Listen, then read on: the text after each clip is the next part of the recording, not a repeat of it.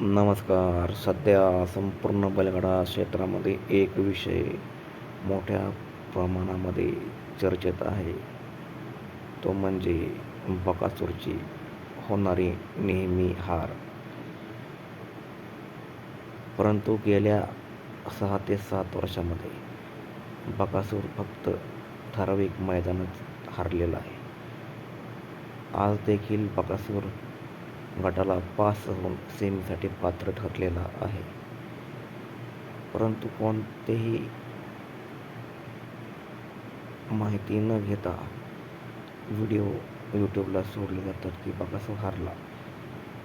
बकासूरच्या मालकाने बकासूरचे योग्य नियोजन केलं नाही. बकासूरचे मालक नेहमीच बकासूरला पळवायचं असेल तर समोरच्या गाडा मालकाकडून पैसे घेतात, अर्थात वायदे घेतात.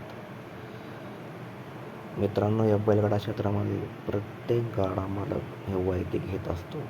त्याला असंख्य कारण आहे. काही मालकाने बोलून सुद्धा दाखवले की आम्ही वायदे घेतो. वायदे घेणं हा बैलगाडा क्षेत्रात गुन्हा नाही. वायदे घेण्याचे कारण असे आहे की एक बैल मैदानापर्यंत आणायचं म्हणलं तर त्याला मोठ्या प्रमाणामध्ये खर्च आहे. त्याच्या गाडीचं भाडं आलं, त्या बैलासोबत असणारे असंख्य 10 ते 12 तरुण, त्यांचा खर्च आला,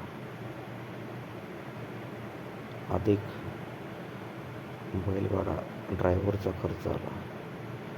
असे भरपूर खर्च हे बैला नंदीसाठी मैदानापर्यंत आणण्यासाठी असतात. त्यासाठीच बैलगाडा मालक हे वायदे घेत असतात.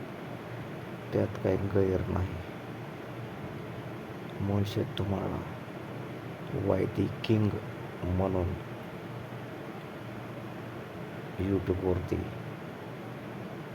सर्व बैलगाडा क्षेत्रातील व्यक्ती ट्रोल करत आहेत. परंतु